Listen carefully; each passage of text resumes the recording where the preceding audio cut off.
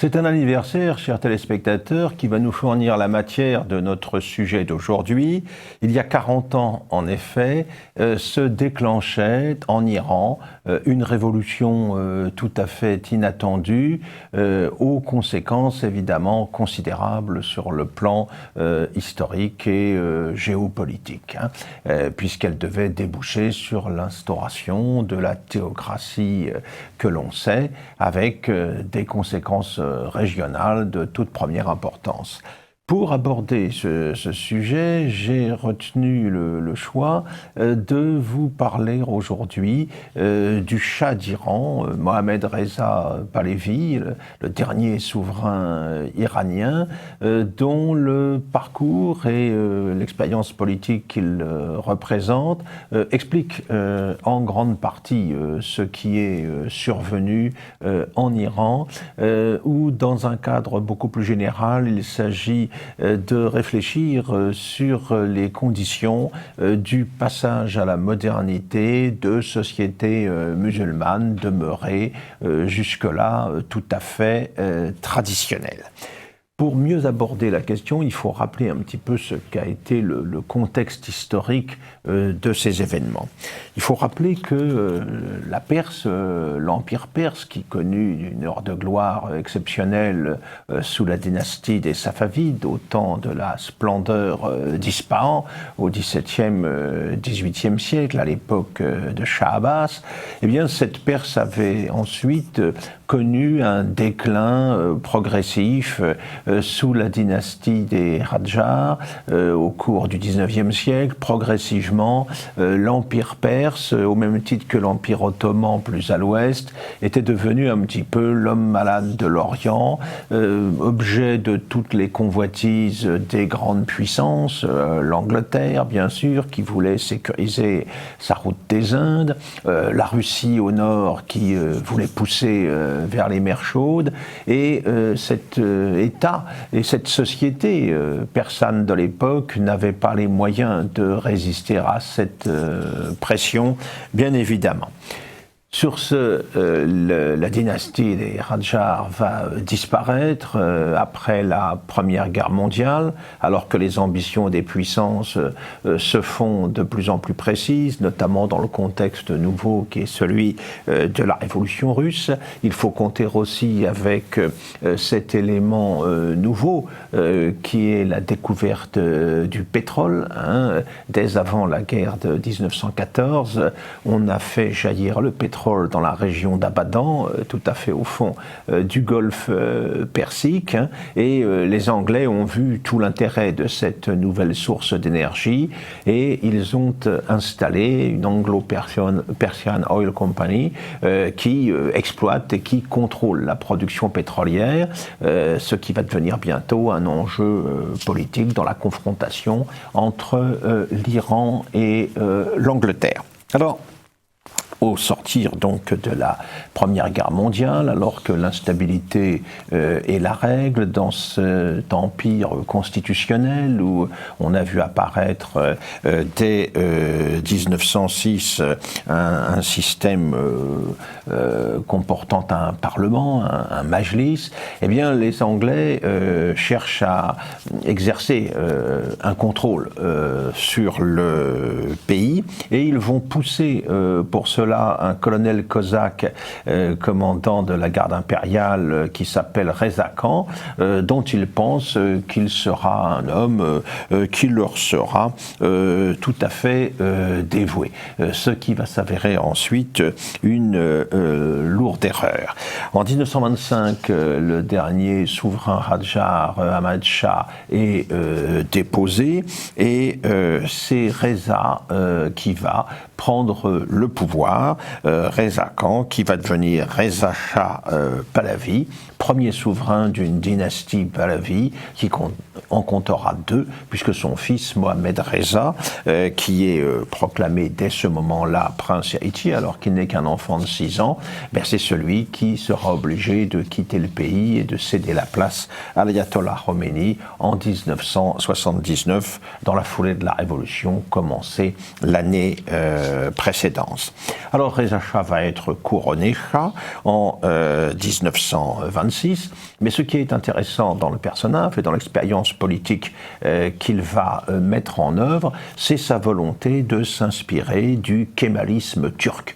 Sur les ruines de l'Empire ottoman, Mustafa Kemal a constitué en Turquie, a établi en Turquie un régime qui se veut moderniste, progressiste, prenant ses distances notamment avec la tradition islamique et prenant à l'Occident tout ce qu'il peut avoir de positif. Et Reza Shah est dans le même esprit.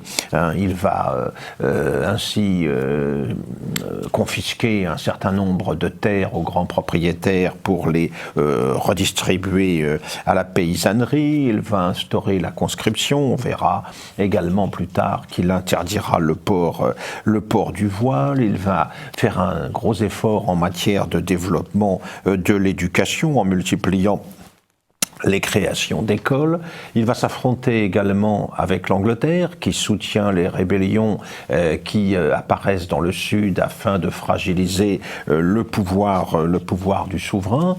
Et puis surtout, il veut instaurer un code civil distinct de la charia musulmane. Il crée pour cela un ministère de la justice, il crée des écoles de droit, et il va ainsi priver le clergé chiite des fonctions judiciaires qui, jusque-là, étaient les siennes. Il va également prendre ses distances avec les grandes puissances en supprimant les traités de capitulation qui avaient été conclus et qui accordaient des privilèges exorbitants aux puissances étrangères. Il va promulguer une loi sur l'européanisation du vêtement, comparable à ce qui a été fait en Turquie par Mustafa Kemal. Il va nationaliser la production de tabac. Il va enfin, quand le dernier Radjar va mourir en exil à Neuilly en 1930, apparaître véritablement cette fois comme le nouvel homme fort, indiscuté de la Perse.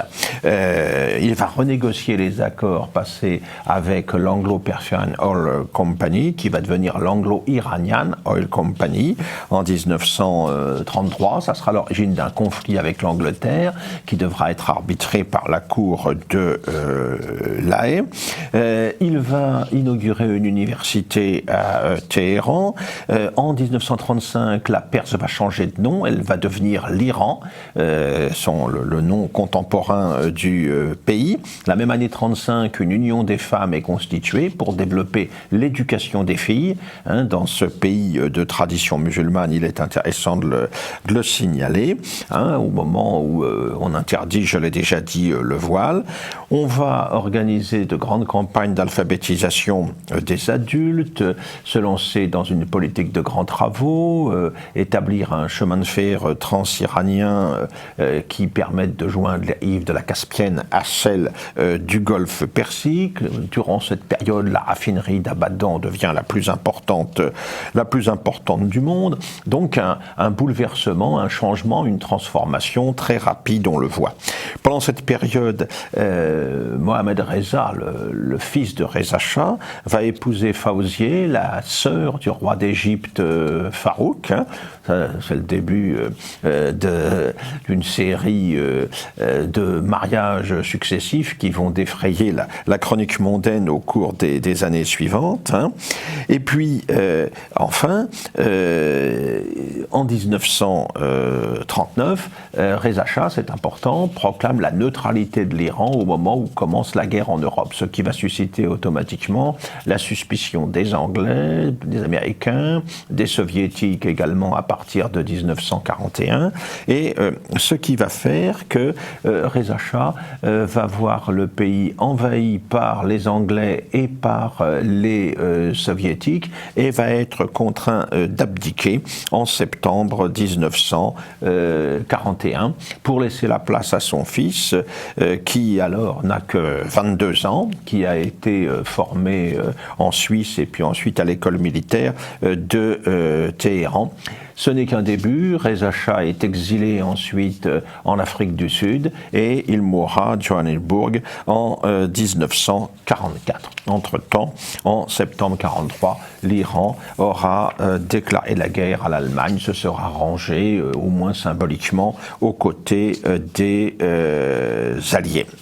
Les choses sont compliquées à l'issue de la Seconde Guerre mondiale, car il faut bien sûr que les Anglais et les Soviétiques évacuent le territoire. Cela avait été promis quand celui-ci avait été occupé. Cela avait été confirmé par le président américain Roosevelt. Mais il faut compter aussi avec l'apparition, la naissance d'une république kurde de Mahabad au nord, et puis également d'une république démocratique d'Azerbaïdjan organisée à Tabriz avec le soutien de l'armée rouge. Tout le nord du pays semble ainsi échapper au contrôle du Shah. Et la situation apparaît donc compliquée, mais tout cela va s'inscrire dans les débuts de la guerre froide. L'Amérique ne veut pas voir l'URSS pousser vers les mers chaudes la progression entamée jadis par l'empire des Tsars. Et finalement, eh bien, les soviétiques seront contraints d'évacuer le pays en 1946. Ça sera l'un des premiers épisodes de ce qu'on pourrait considérer comme les prémices de la guerre froide à venir. Dans ce contexte, d'ailleurs, le régime du Shah prend clairement parti pour le camp occidental. En 1949, le parti communiste Tudeh est déclaré hors la loi. En 1949 également, le Shah se rend en voyage aux États-Unis. Il va conclure l'année suivante un accord avec Washington. L'année suivante, il épouse Soraya, deuxième mariage qui va trouver l'écho que l'on sait dans la presse mondaine de l'époque. Mais la vraie question qui va se poser au cours des mois suivants, c'est la question de la nationalisation du pétrole voulue par le Premier ministre Mossadegh, qui est un nationaliste, l'animateur d'un parti qui s'appelle le Front National et qui veut que l'Iran retrouve le contrôle complet de ses ressources énergétiques. Cette affaire va créer une crise avec la Grande-Bretagne, bien sûr, qui était partie prenante à l'exploitation du pétrole iranien. Mossadegh va aller défendre sa cause devant l'ONU, et quand des élections ont lieu en 1951, elle lui donne une très large majorité. Il est donc conforté dans son entreprise de remise en cause des accords précédents. En même temps, les relations se tendent avec le Shah du fait de la grande popularité que rencontre Mossadegh, ce qui fait qu'en 1953, on va arriver à une crise assez grave entre le ministre et le souverain qui part un moment même pour Bagdad. Là, les Américains, la CIA américaine, va organiser, en s'appuyant sur le mécontentement des commerçants du bazar, une révolution, un coup d'État conduit par l'armée demeurée profondément monarchiste, qui va aboutir à l'arrestation de Mossadegh. Derrière un nouvel accord pétrolier avec l'Angleterre et surtout la confirmation de l'alliance fondamentale entre l'Iran du Shah et puis les États-Unis. L'Iran qui prend sa place à travers le pacte de Bagdad en 1955 dans la mise en place du système d'alliance occidentale contre la poussée communiste, un renforcement de l'anticommunisme avec la création de la police politique, la SAVAK, en 1957. Incontestablement, l'Iran devient un pion décisif dans le contexte général de la guerre froide. 58, divorce avec Soraya. 59, le Shah épouse Faradiba, une étudiante iranienne qui avait fait ses études à Paris, particulièrement francophile. Et puis il se lance dans une politique de réforme, notamment de réforme agraire, de distribution des terres, notamment prise au clergé, et tout cela approuvé par un référendum. C'est ce qu'on va appeler la Révolution blanche. On ne se contente pas de ces réformes sociales. Un code de la famille est promulgué en 63 qui met fin à la polygamie traditionnelle en pays musulmans, qui autorise les femmes à demander le divorce, qui donne également le droit de vote aux femmes, celui qui avait été accordé aux femmes turques par Mustafa Kemal dès les années 1930. Tout cela suscite évidemment des oppositions, des réactions. En 63, il y a des émeutes dans la cité religieuse de Qom, et également à Meshed, autre place forte des conservateurs religieux. La répression est violente. L'un des meneurs, qui s'appelle Rouhollah Khomeini, est obligé de s'exiler. Il est expulsé en fait du pays. Il va se retrouver en Turquie, puis à Nadjaf en Irak, où il va continuer à entretenir l'opposition chiite par rapport au souverain. Le couronnement du Shah et de Faradiba en 67 fait oublier un petit peu tout cela aux partenaires internationaux, et la volonté réformatrice du souverain se confirme avec la nomination d'une femme comme ministre de l'Éducation nationale en 1968, dans un pays où l'économie décolle de manière spectaculaire, avec une croissance de près de 10% en 1969.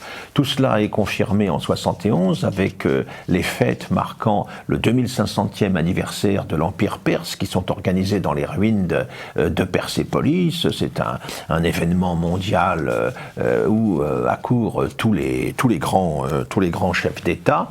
C'est un peu l'apogée du régime, donc en ce début des années 70, alors que l'Iran est un partenaire de plus en plus étroit des États-Unis. On le voit intervenir notamment au Dhofar, dans le sultanat d'Oman, où une rébellion alimentée depuis le Yémen du Sud, passée dans le camp soviétique, mettait en cause l'autorité du sultan d'Oman. En fait, l'Iran apparaît, selon l'expression consacrée à l'époque, comme le gendarme du Golfe, et pour couronner le tout, la guerre du Kippour d'octobre 73 lui donne évidemment une position tout à fait favorable sur le marché du pétrole.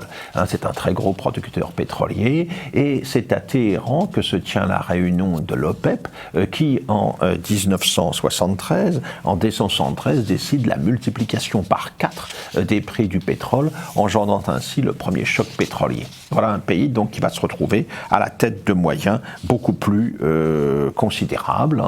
Ça va permettre d'instaurer un enseignement obligatoire et gratuit jusqu'à 16 ans. Le Shah devient un acteur majeur dans tout le monde arabo-musulman. Il conclut un accord à Alger en 1975 avec l'Irak voisin pour fixer leurs frontières respectives, et le pays connaît alors des mutations rapides en matière économique et sociale. Un pays qui connaît aussi une petite révolution culturelle par la distance qui est prise avec la tradition musulmane, et au contraire la valorisation de la période pré-islamique, l'exaltation notamment de l'Empire perse achéménide. Problème cependant, la corruption, des questions sociales qui demeurent malgré la croissance très rapide, des oppositions, une opposition libérale, une opposition communiste, gauchiste, le parti communiste Toudé, plus les Moudjahidines du peuple, qui sont des gauchistes, et puis également opposition religieuse, qui se reconnaît notamment dans la personnalité de l'ayatollah Khomeini.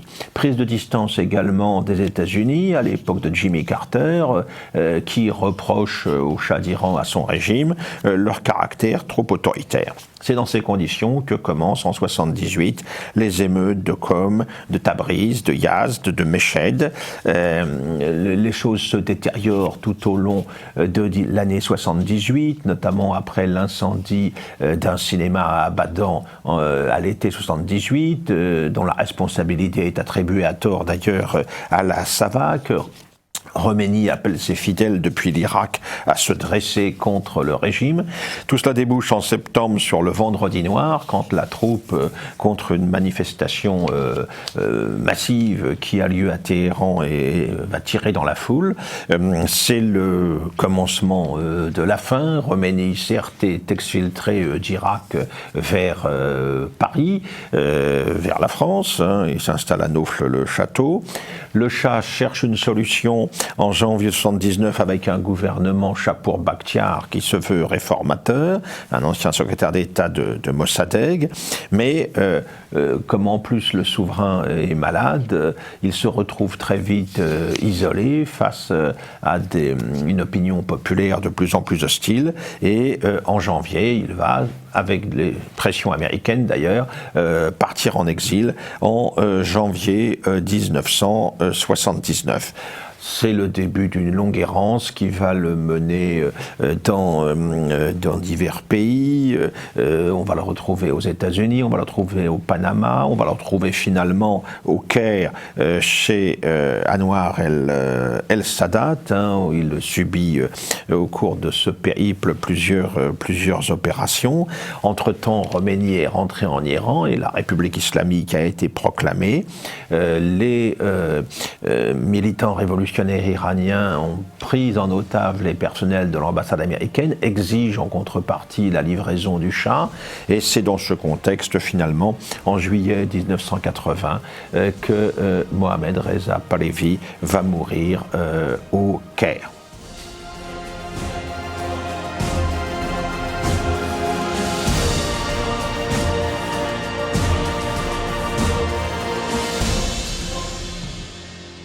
Alors j'ai le plaisir de recevoir aujourd'hui Monsieur Yves Morel pour la publication de son Abel Bonnard, qui vient d'être publié, qui vient d'être édité dans l'excellente petite collection Qui suis-je, qui est réalisée par les éditions Pardès. Excellente collection qui permet de découvrir ou de redécouvrir des auteurs, des acteurs oubliés, parfois même carrément méconnus. Alors, Yves Morel, vous êtes professeur d'histoire, vous avez publié un certain nombre d'ouvrages, notamment consacrés à l'histoire de l'éducation, également un ouvrage sur l'histoire du parti radical, et là vous nous proposez donc une biographie sur Abel Bonnard, personnage, il faut bien le dire, assez oublié aujourd'hui. Nous avons eu l'occasion de l'évoquer rapidement il y a quelques semaines quand Olivier Dard est venu nous présenter la réédition du romantisme fasciste de Paul Ceran, puisque Abel Bonnard faisait partie des auteurs sur lesquels s'était penché Paul Ceran à l'époque. Quelles sont les raisons qui ont fait que vous vous êtes intéressé spécialement au personnage que nous allons présenter ensuite? Eh bien précisément parce qu'il s'agit d'un personnage qui a été largement oublié, complètement oublié. Tout à fait, oui. Vous savez que j'ai connu une dame qui était professeure de littérature du XXe siècle en université, pourvue de tous les titres universitaires, et qui ignorait le nom même d'Abel Bonnard. Il a fallu que je lui apprenne qui était Abel Bonnard. Alors c'est vous dire, c'est vous dire. Donc un personnage... Nous ne sommes pas forcément aussi surpris que vous d'ailleurs de ce constat. Donc un homme complètement oublié, et puis un homme qui a aussi été victime d'une véritable damnatio memoriae, si je puis dire. C'est-à-dire, il a été oublié, mais on a tout fait pour l'oublier. C'est un homme qui a été flétri en raison de son attitude sous l'occupation. Il a été ministre de l'Éducation nationale du maréchal Pétain et un des principaux partisans de la politique de collaboration avec l'Allemagne. Il a été membre du PPF de Doriot. Et ça, on ne lui a jamais pardonné. Et donc, par la suite, on l'a nié en tant qu'écrivain et en tant qu'intellectuel. On a considéré qu'il était un mauvais écrivain et un faux intellectuel, et par conséquent, on a tout fait pour oublier son nom.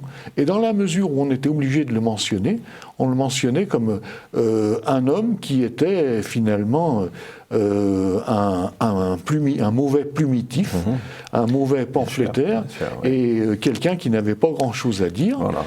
Et donc, à mon avis, il fallait, disons, redonner des couleurs à ce personnage, mais pas seulement pour le plaisir de réhabiliter un inconnu, mais parce que c'est un homme qui, effectivement, avait une pensée très originale en matière d'éducation et en matière de culture.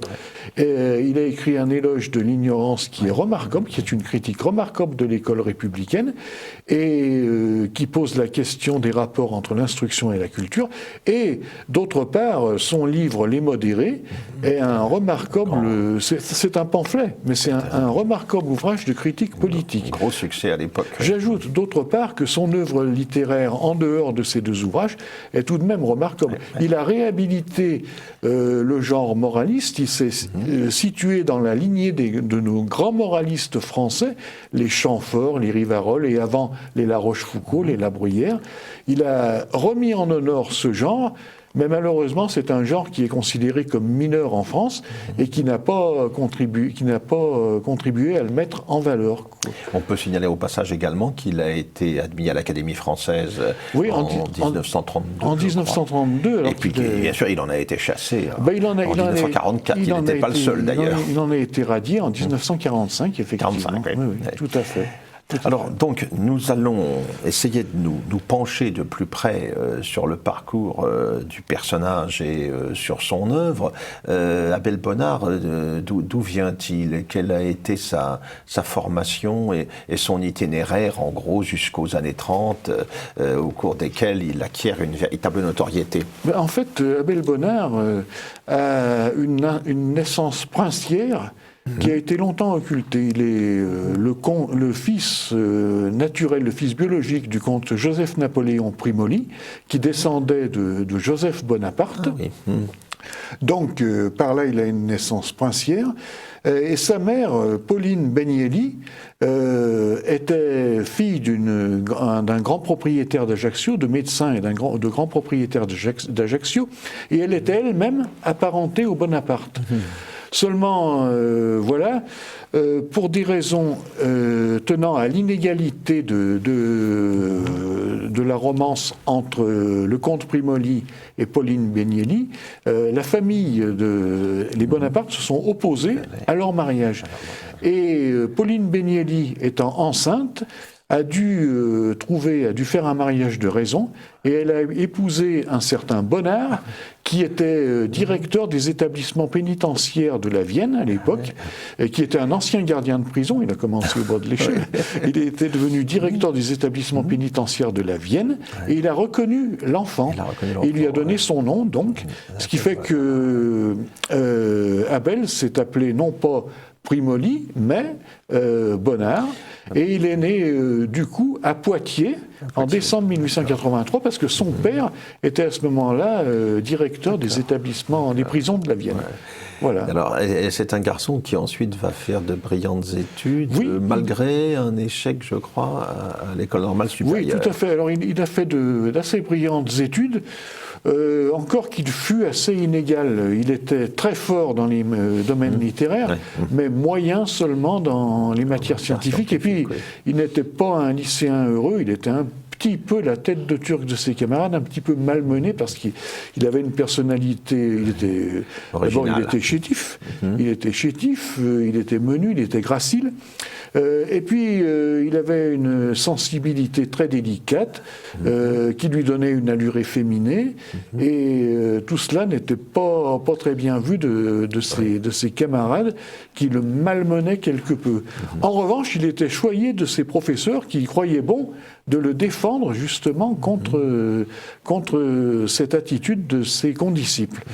Et donc, il a fait des études assez brillantes. Il a reçu des prix au cours de ses études dans les matières littéraires. Il a passé le baccalauréat et pendant un moment, il a envisagé une carrière universitaire. Mais il a échoué à Normal Sup pour une raison très simple, c'est que en fait, il avait un tempérament de poète et d'écrivain. Il mettait beaucoup de lui dans ce qu'il écrivait, dans ses dissertations, et il était incapable d'avoir la froideur et la distance nécessaires à la saine maîtrise d'un sujet de concours. Il ne se soumettait pas aux règles étroitement académiques. Voilà. Il en était incapable, et du coup, il a été recalé. Alors, il a mal ressenti cet échec parce que il a compris qu'il a eu le sentiment qu'il avait été recalé, non pas en raison de ses connaissances, qui étaient très grandes, en raison de ses capacités, mais en raison justement de son incompatibilité avec le moule universitaire. Et ça, il l'a mal ressenti et il en a gardé une certaine rancune à l'égard de l'institution académique, mais rancune tout de même limitée dans la mesure où finalement il comprenait qu'il n'était pas fait pour être prof, il était fait pour être écrivain, et il a fréquenté le milieu littéraire et il a perdu de vue le milieu académique. Et alors ensuite, il va faire une brillante guerre de 14. Oui, alors oui. Alors, il a fait une... Mais il avait entamé avant la guerre déjà une carrière littéraire. Il avait oui, avant la guerre, déjà un certain nombre d'œuvres. Avant la guerre, il a publié 3 recueils poétiques, Les Familiers en 1906. Il était poète, c'est ça, oui. pour une bonne part à l'origine. Hein. Oui, il a commencé comme poète avec Les Familiers en 1906, Les Histoires en 1907 et en 1908. Et il a eu des prix, pour ça, il a eu des prix. Et en particulier, il a eu le premier grand prix de poésie française fondé par Aristide Briand en 1906. Les Royautés, j'oubliais, les Royautés en 1908. Voilà.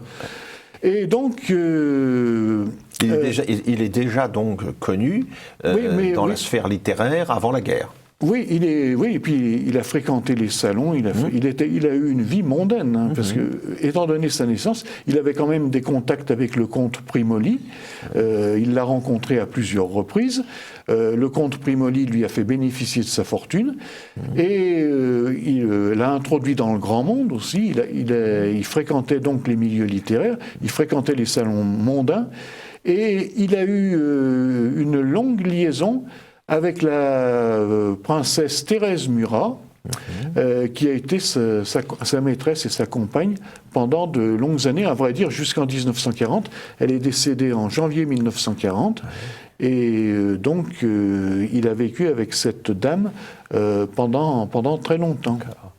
Et ensuite, donc, c'est l'expérience de la guerre. Oui, l'expérience de la guerre qui l'a profondément transformé. Alors, au départ, il était réformé. Mais il a voulu tout de même servir. Il a d'abord été affecté dans le service des ambulances. Ça lui a paru insuffisant parce que ça équivalait à une situation de planqué, comme on dit. Et il a voulu aller au front. Il a donc été envoyé au front dans le nord de la France. Ensuite, on ne sait pas pourquoi, on n'a jamais su pourquoi, il a été muté dans la marine. Et il a combattu donc du côté de Brindisi, sous les ordres de l'amiral Lacoze. Alors, on ignore beaucoup de choses de son attitude de combattant, mais on pense qu'elle a dû être brillante, puisqu'il a terminé comme lieutenant et avec des décorations. Il a été décoré de Légion d'honneur. Oui, tout à fait.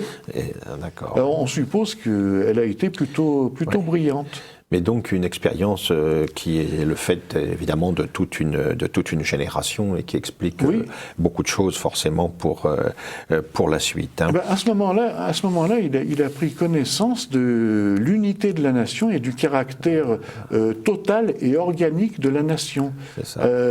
Il a compris que la nation formait une totalité qui englobait tous les Français, quelles que fussent leurs origines et leur statut social. Alors qu'auparavant, ils n'avaient d'expérience de la vie que celle des salons. Celle des salons, une expérience faut dire ce qui est. Ouais.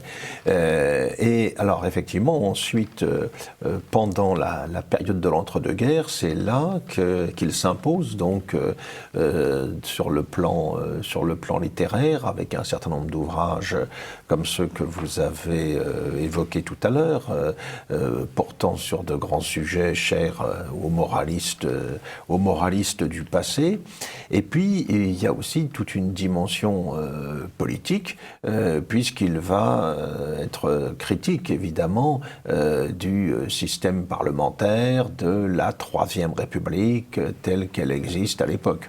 Oui, tout à fait, tout à fait. Alors, dans l'entre-deux-guerres, bon, il a abandonné entre-temps la poésie. Hein, il a considéré qu'il n'avait plus grand-chose à dire dans ce domaine. Il n'avait plus son inspiration, c'était tarie. Il a abandonné également le roman parce qu'il avait écrit deux romans avant la guerre, dont Le Palais Palmacamini. Mais il s'est consacré justement aux essais. Et il a écrit des essais situés dans la lignée de nos grands moralistes français. L'argent, l'amitié et l'amour. Qui effectivement ressuscite un peu la veine des La Bruyère, des La Rochefoucauld, des Chamfort, etc. Et qui rencontre un succès auprès du public. Un certain succès, mais qui n'est pas toujours compris. Même à l'époque, on n'en mesure pas toute la portée. On considère Bonnard comme un essayiste élégant, un esprit brillant, mais on ne cherche pas au-delà des apparences. Et il écrit aussi des ouvrages, des relations de voyage, dont En Chine, en 1924. Il a fait tout un tour du monde. Oui, il a fait tout un tour du monde. Il a même fait 2 tours du monde successifs dans les années 20. Il s'est montré un voyageur intelligent. Il a pu mesurer à quel point le monde était en train de passer sous le rouleau compresseur d'une uniformisation de type américain, finalement. Il a compris que le monde allait vers une sorte d'homogénéisation, on ne parlait pas encore de mondialisation à l'époque, et il a compris que ces civilisations qu'il côtoyait, qu'il visitait, étaient déjà des civilisations du passé, qu'elles n'étaient plus que des curiosités pour touristes, et que par la suite, eh bien, c'est l'American Way of Life qui allait prévaloir. Alors il a écrit divers ouvrages, dont En Chine, qui a eu un succès considérable, et qui lui a valu un grand prix de l'Académie française. Il a écrit aussi des ouvrages sur le Maroc, sur l'Espagne, sur l'Italie, sur Rome, mais on n'a pas compris toute la portée de ces ouvrages. On en a vu simplement de beaux récits. Voilà. Et on n'a pas compris. Et donc, il y a un peu un malentendu sur son succès.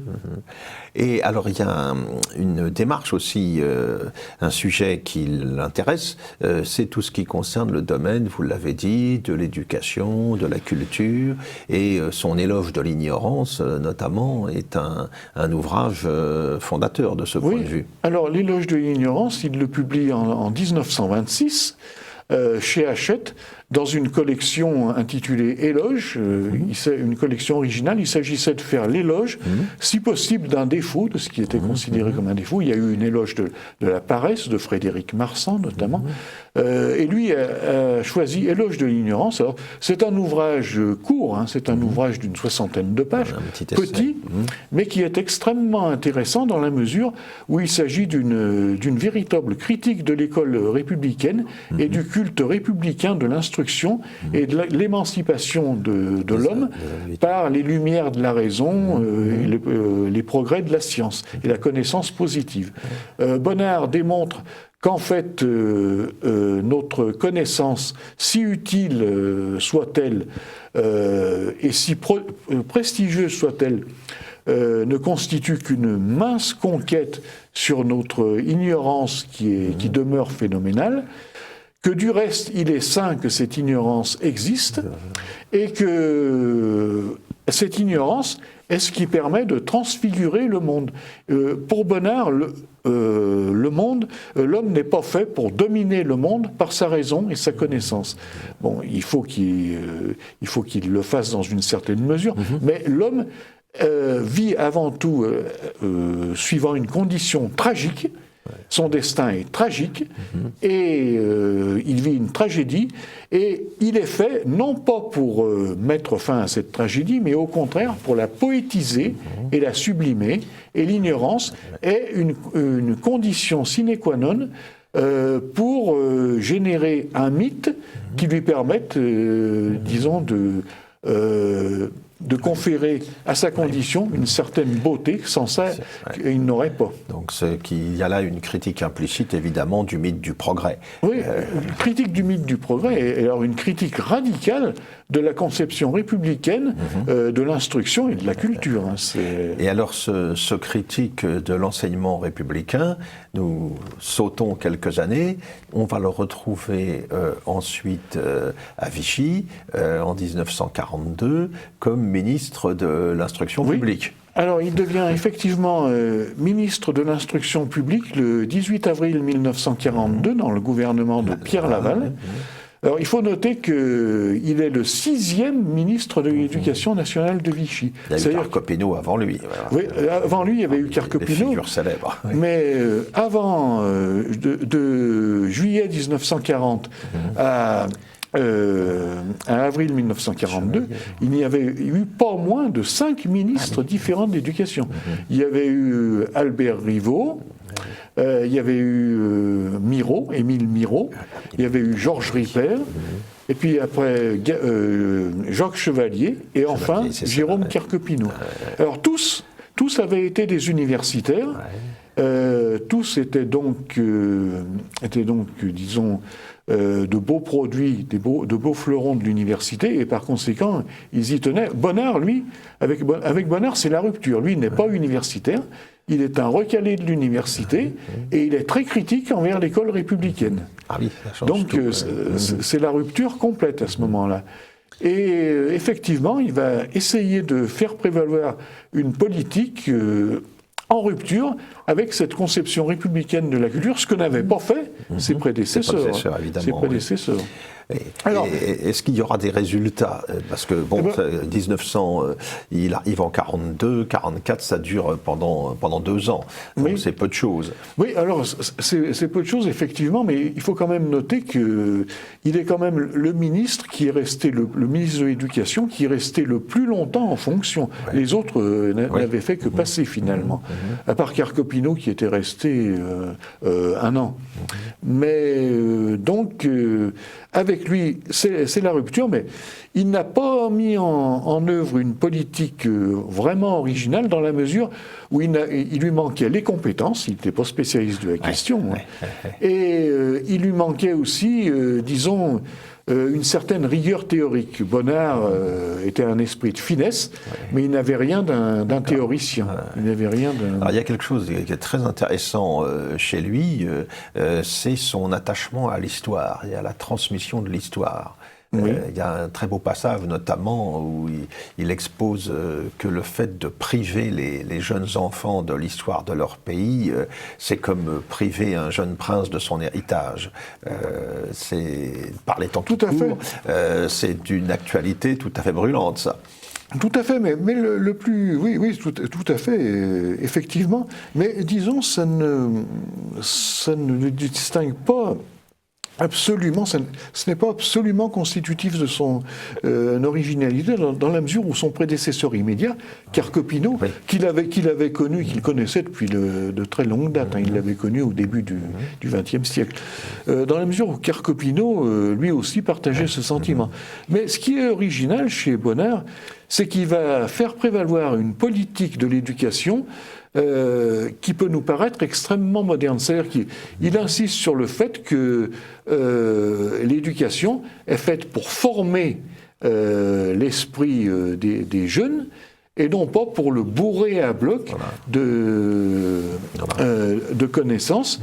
Il dit que avec le système républicain, on bourre à bloc l'esprit des jeunes gens, on les oblige à retenir un fatras de connaissances indigestes qu'ils doivent restituer le jour de l'examen, et que par représailles, dit-il, ils oublieront une fois l'examen passé.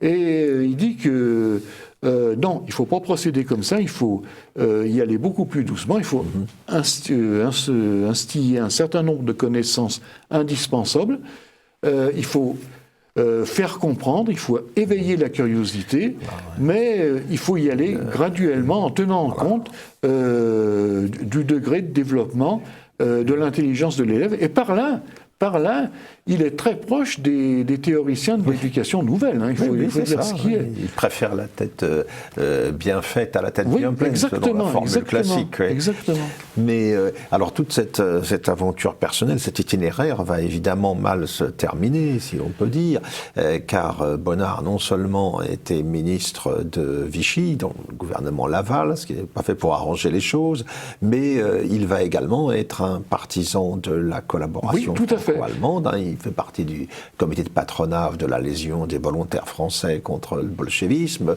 Il est proche du Parti populaire français de Doriot. Et tout ça, évidemment, à la fin de la guerre, ça va compliquer l'existence. Exactement. Alors, dès l'entre-deux-guerres, dès la fin des années 30, il fait clairement le choix du fascisme. Bon, il opte pour le Parti populaire français de Doriot. Il y dirige les cercles populaires français, qui étaient en quelque sorte une sorte de cercle d'intellectuels attachés à la personne de Doriot et chargés d'élaborer une doctrine. Là, il rencontre des gens comme Paul Schack, comme Paul Marion, comme Alfred Fabre-Luce aussi. Des gens comme Bertrand de Jouvenel aussi. Donc il est très proche de Doriot, il admire profondément Doriot, qui pourtant est très, très différent. Hein, Doriot, d'origine ouvrière. C'est pas le même profil, oui. Pas du tout le même profil. Mais enfin, donc il l'admire profondément, il l'admirera jusqu'au bout. Et quand 1940, la défaite arrive, en 1940, il est tout de suite partisan d'une collaboration avec l'Allemagne. Et immédiatement, il adhère au groupe Collaboration, qui est un groupe d'intellectuels, d'écrivains et d'artistes, destiné à promouvoir cette collaboration. Et il y dirige la section littéraire. Il est toujours très proche du PPF, il est proche du RNP aussi, de DA. Et c'est grâce à l'action conjointe du PPF, du RNP et des Allemands qu'en 1942, il devient ministre de l'Éducation nationale. Alors là, il le devient un peu malgré Pétain, qui ne l'aimait pas beaucoup. Et alors ensuite, à la fin de la guerre, il est obligé de partir pour Sigmaringen. Ensuite, on le retrouve en Espagne, mais il sera, non pas réhabilité, mais en 1958, on va le condamner à un bannissement qui aura déjà été effectué. Alors effectivement, en 1945, il est honni, il est radié de l'Académie française, il est condamné à mort par contumace, après un procès qui est expédié. Il se réfugie en Espagne, il obtient le droit de rester en Espagne, après avoir connu les geôles de Franco, mais en 1958, il revient en France, il est jugé, il est laissé en liberté, quoique inculpé, il est jugé par la Haute Cour de justice en 1960, et là, il est condamné à seulement 10 ans de bannissement, peine prescrite, puisque ça courait à partir de 1945. Et il mourra à Madrid en 1968. Oui, il mourra à Madrid. Merci beaucoup Yves Morel pour tous ces éclairages concernant Abel Bonnard, personnage oublié et méconnu. Je rappelle donc votre ouvrage, Abel Bonnard, dans la collection Qui suis-je, aux éditions Pardès.